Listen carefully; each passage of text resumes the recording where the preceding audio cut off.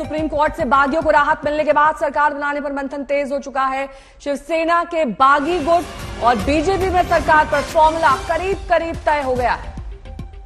सूत्रों के मुताबिक बीजेपी के साथ 29 मंत्रियों के फॉर्मूले पर मंथन चल रहा है। शिंदे कैंप के कोटे में 13 मंत्री पद आ सकते हैं, जिनमें 8 कैबिनेट है।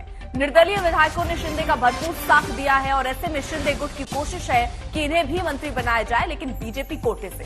शिंदे कैंप से दादा भूसे से लेकर गुलाब राय पाटिल, उदय सामंत, अब्दुल सत्तार, राजेंद्र पाटिल, दीपक केसरकर, संजय शिरसट को भी बगावत का इनाम मिल सकता है। सरकार पर मंथन के लिए शिंदे गुट की थोड़ी देर में बैठक है। शिंदे गुट के साथ 39 शिवसेना के विधायक हैं। सूत्रों के मुताबिक 18 में से 14 शिवसेना के सांसद भी शिंदे गुट के संपर्क में है।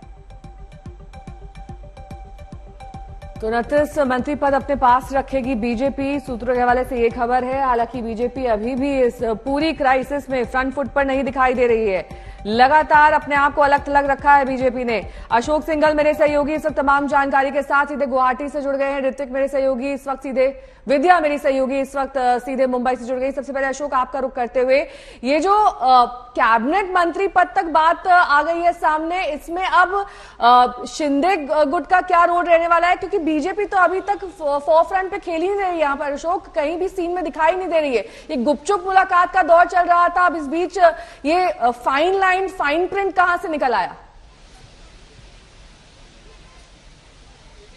देखिए, गुपचुप फोरफ्रंट की बात नहीं है। बीजेपी और एकनाथ शिंदे कैंप बहुत काफी समय से एक दूसरे के टच में, और पूरी दोनों ने मिलकर ही पूरा ये कहानी और इसकी पटकथा लिखी थी।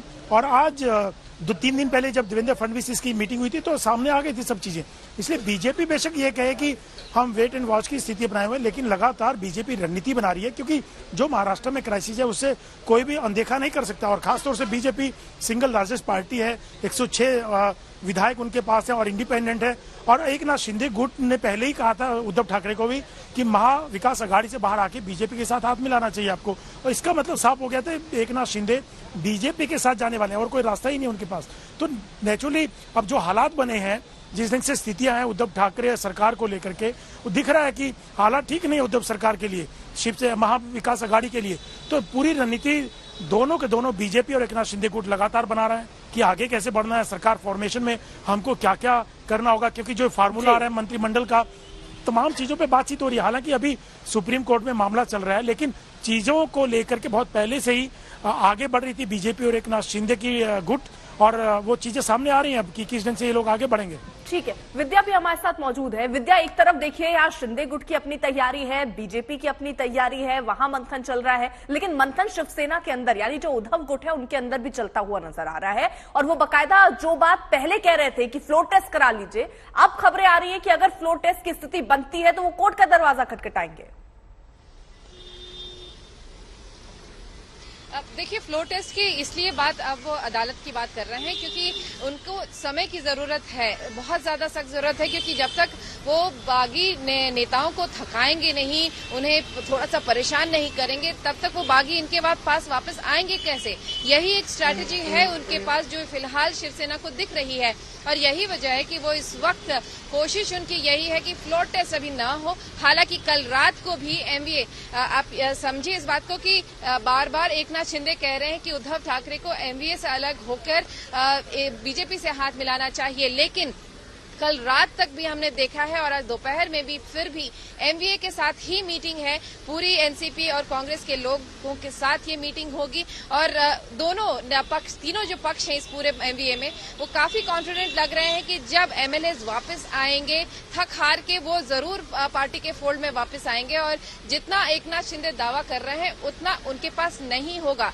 इस बात का कहां से उनको ये सोर्स मिल रहा है, इस बात की जानकारी नहीं है कि इस बार कहां से उनको ये इस बात का भनक लग रहा है कि इतने लोग आएंगे उनके पास, लेकिन फिर भी ये बहुत कॉन्फिडेंट है। कल रात भी नाना पटोले जब यहीं मातोश्री जहां मैं खड़ी हूं इस वक्त, वहां से निकले थे, तब उन्होंने यही कहा था कि आंकड़े उन्हीं के पास हैं, आंकड़े एकनाथ शिंदे जो दावा कर रहे हैं वो सच्चाई नहीं है और एनडीए सरकार पूरे 5 साल का जो टर्म है वो पूरा करेगी। इस तरह का दावा किया जा रहा था कल रात तक भी और अभी भी एमवीए की मीटिंग है। फिलहाल उनका यही कहना है कि अगर फ्लोर टेस्ट की बात आई, पहले तो देख लीजिए बीजेपी अभी फिलहाल फ्लोर टेस्ट करने की बात कह नहीं रही है। फ्लोर टेस्ट की मांग या तो गवर्नर सुओमोटो करेंगे, वो भी तभी करेंगे जब कहीं न कहीं से इशारा उनको मिलेगा, वरना बिना इशारे के तो वो भी नहीं करेंगे।